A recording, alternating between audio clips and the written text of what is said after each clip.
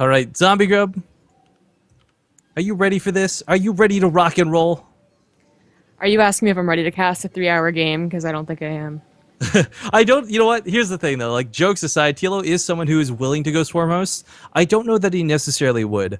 But when there's 400 euro on the line, I say go for it, man. Even if it kills everybody, even if it kills yourself through endurance, take that money. Ladies and gentlemen, this is, of course, the final best of 5, the last competition for the King of the Hill today. Who will reign supreme? Who will be king? Who will be invited back next month? We'll have to wait and see. But for now, in this game, spawning in the top left corner of the map, down 1-2, it is the red Protoss from Mouse Sports. It's MaNa. And in the bottom right, as the blue Zerg, it is Liquid TLO. Repping those team colors. And of course, Heyo. that's again the Twitters for both of these players. Won't go into it too much, yada yada yada. But again, I want to remember and remind you guys, Kaspersky puts 1,000 euros into this. Well, that's a very early pool. Keep an eye on that. Anyways, Kaspersky puts 1,000 euro into this every single month. They ask for nothing in return. If you guys want to show your appreciation, make a Reddit thread. Go to their website. Vote on who plays in the next cup. I mean, just getting more interactive with them. That's what the admin said would be the best way, other than using their products, of course. But if you want to, for a freebie, just give them some love. That's the best way to do it. Now, MaNa swinging in with that probe is a big deal because he sees that the spawning pool is already complete. And these lings should be able to get across the map before the cannon finishes. So MaNa's going to have to be on the ball and ready to put a full wall off.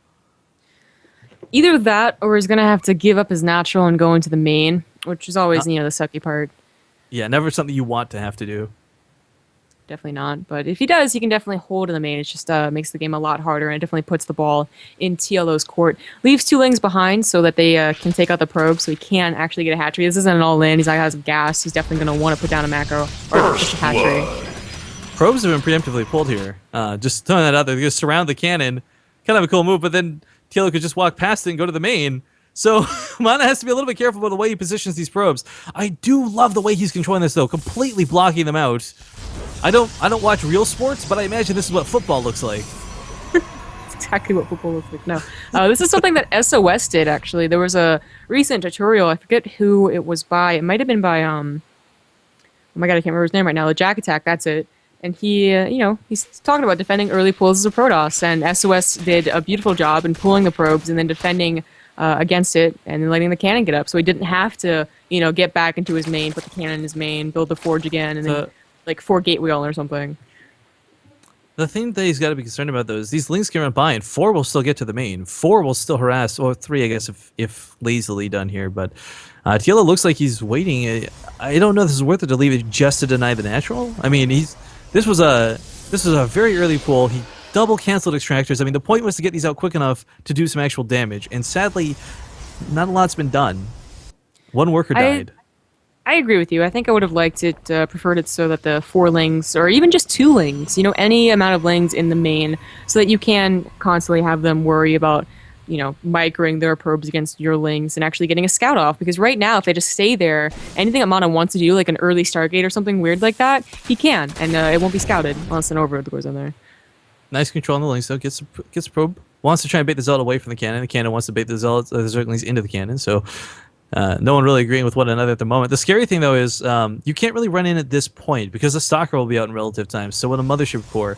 And the point of the Lings is that Zealots can't catch them, and TLO's not going to get a lot done. I imagine in a desperate throw, he might try and scout the main, but he's just going to try and deny the natural for as long as humanly possible. And with 2 Zealots coming out, that's not going to be for too much longer. Nice the Overlord surround, does go though. in there, by the way, so the Overlord will be seeing that early Stargate that I called for. No problem. There's nothing. He didn't build a Stalker. He only built Zealots. He just traded 1 Ling for a Zealot. That was so well handled by TLO. Sorry, I missed it. No, it's not the biggest deal. I'm just saying he's still competing in the natural is the point. Like he's not giving up. He's not yielded his location. Ooh, oh, what the? All right. Well, you know what? It kind of makes sense though. This is the map where you can really do it. You knock down the rocks. It's a nice choke. You of course have to knock down your own rocks in due time, but maybe I think this too is TLO might think it's a 1 base all in with that, or maybe not even all in, but like a 1 base attack with that Stargate. Of course, just chilling over it with the Overlord.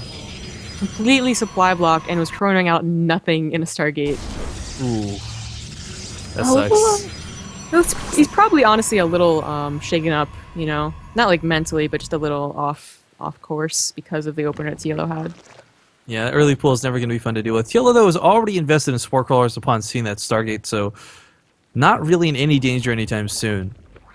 Now, he's not exactly skyrocketed ahead in probes. You guys remember, he cut a lot for those 8 links or 6 links or whatever it was to come out early, so playing from a bit of a deficit, quote-unquote, but is going to start catching up. Well, it's already caught up, but going to start taking the lead here with that 3rd base, and the Queen's now starting to inject larvae.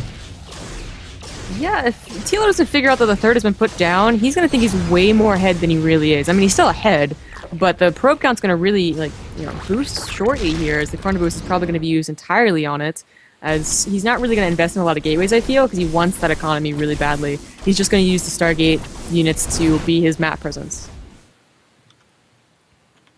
Yeah, a couple links are going to speed on. Oh, never mind. Decides to back off immediately. I thought they were going to go for a scout maybe, but does he know that this 3rd base is up? No, he's not actually seen it, but once he sees it, he'll probably be a little more aggressive. Those rocks, of course, that did get knocked down have 2,000 health and 3 armor, so not going to go down anytime soon to Zerglings. But Zealot's, of course, taking it down pretty nicely. But yeah, this is what I was talking about. Works for MaNa. I mean, he's effectively gone for that 3rd around regular time. He's just at his natural instead. His natural at the 3rd was delayed, of course, because of the Ling presence, but with this being Akalon, he securely takes that base, so thanks to the rocks, he's not going to be afraid of any run-bys anytime soon. TLO, on the other hand, has been let loose to be do whatever he wants, right? So that's kind of where MaNa's more behind than just in the probe count. Is just how free Zerg feels is always a dangerous thing. It's so sad watching Zerglings attack rocks, zombie grub. I just feel bad for the claws. That'd be thank God there's not durability in StarCraft 2, right? Now, Teal's actually doing some cute stuff here with creep spread. Do you see what he's doing with the Overlord and the Queen there? Yeah, something he's known for a lot. Unfortunately, it is shut down prematurely by the Void Rays. What? Still, the tumor has been established. That's a bit of scouting information for the time being. Could spread it more later, maybe, but Ling's dancing around for the moment. Oh, actually, okay, the creep tumor's just useless now. But okay, Enduring Locust, here we go. MaNa, get ready. Get ready, MaNa. Oh, yeah. So let's talk about this. We all know, we've all seen it at some point. If you've watched StarCraft 2, you know the Swarm hosts and the really create this terrible situation for a Protoss player to be locked into a base. What can they really do?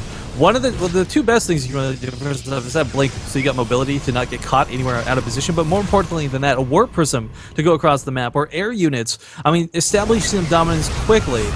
Now, with the creeps already being spread out of the map like this, TLO, with so many queens, is actually going to have no problem dealing with the Void Rays. Again, if you guys don't know, queens actually do technically trade better with Void Rays than Hydralisks do. It's a weird thing to consider, but it is how it works. Their transfuses are just really, really good. Yeah, plus they're psionic units, so they take no bonus damage or anything like that. But okay, more creep, which means more tumors, which means TLO is just going to have the weirdest creep spread available to him. And if the creep gets established here and he gets these swarm hosts up early enough, then he can put the spore crawlers down, then he can put the spine crawlers down, make all that static defense for those swarm hosts to encase themselves in. This is something you see when the 2-base swarm host all lane was really popular. You get the Nidus, and then you the D up pretty much spores and spine crawlers. Now he's just doing it at a much later time, and of course on 4 bases. But it is going to be interesting to see if he can even get it down, because MaNa is definitely going to be looking to stop it, nip it in the bud. Don't let him get a billion spine crawlers and a billion spores and a lot of creep. I'm making a tweet. TLO going Stormhost versus MaNa on Akalon. See you guys in 4 years. Need a new record, man. Hey, if we got a new record off that, I'd take it, but Void Rays are going to keep trying to clean up these creep tumors, which is, again, a weird thing for MaNa to have to deal with. But now the Swarm hosts have been revealed. Now the Locusts are pushing into the natural base. There's cannons down. There's force fields for now. That's great. That's fantastic. But 2 robo facilities, 3 bases. He'll have the Colossus out to deal with the waves. But at the moment, there's no counter push, which is what's really problematic. You don't want to be holed up like this. 3 base Protoss is really good, but not against Swarm hosts. You really need to get at least some of them to pull back before you can break out. And that's really the hard thing, is breaking out of this contain and actually being able to get a 4th base. Is that a Warp Prism off to the side? It is a Warp Prism, so he will he's doing it correctly. It's not like MaNa's never Yeah. faced Swarm Host before, obviously. But The TLO's it's getting definitely a first Mutalisks, and the timing in which they pop may coincide with when the Warp Prism gets down here. So pulling back to take care of it, that's actually not going to be that big of an issue. thing. At least it scouts the Mutas, right? Like, it's a kind of Yeah. expensive scout, I suppose. Well, it's just minerals, right? It's not gas at the very least. But one thing I would really like to see TLO do is, well, first off, this creep got out of hand real fast. Look at this. Suddenly the entire map is covered in creep. He's taken all of the bases already. I want to see some snag defenses. I want to see some spine crawlers, some spore crawlers to really cement the position of these swarm hosts. But the Cybercore has been depowered. Not that that's a big deal. Continuing to just bulk up on Colossus. He knows he needs like 5 before he can even consider pushing out. Whatever happened to Warp Prism? Did it get killed immediately? I don't Yep. think it must have. It got sniped by a few Mutalisks that came over there, so that's very what do you know? unfortunate. Beetle's actually going to find no anti-air within the base. A couple Phoenixes are out, but the Colossus is going to go down immediately. A couple Void Rays will be not that problematic, quite frankly. The couple Phoenixes dancing on top of the cannons are a lot scarier than anything else that MaNa has available to him. With the Cybercore going down, oh, he's already making another one. He expected this to go down. But TLO's broken his way in. Queens are moving forward. We're probably going to see some Creep Tumors advance as well, I would imagine. One of the Robos gets depowered, and you know what? I made a joke about a 4-hour game, or 4-year-long game, but that might not be the case, because MaNa's already in a lot of trouble. This third base is going to go down, and TLO has broken on through. The Colossus are stuck in the natural. Zombie Grub, this is not going the way... Yeah. This is not what he wanted to have happen. Oh, God. Yeah, TLO played this really, really nicely. I want to say easily. It was always in his... The ball was always in his court. God. Well, TLO will be crowned king once again. MaNa can't be too upset, though. Again, MaNa is walking away today with 300 euro in his pocket. Unfortunately for him, though, he did get swarm hosted upon. TLO is your victor, ladies and gentlemen, with a 3-1 score to boot. And we'll probably see him next month in the next Kaspersky Arena. But you will see him tomorrow if you come tune in for our show match. There's a quick little shout out to that before we end the broadcast. We got Vibe versus Nooni. I'm never going to say that right. We got TLO versus Show. And we got Quantic Venus versus HTO Mario. 3 back-to-back show matches happening tomorrow morning at the same time that we had this cup take place. Guys, we're going to squeeze in some ads. We'll say our goodbyes. I have to let my cat inside.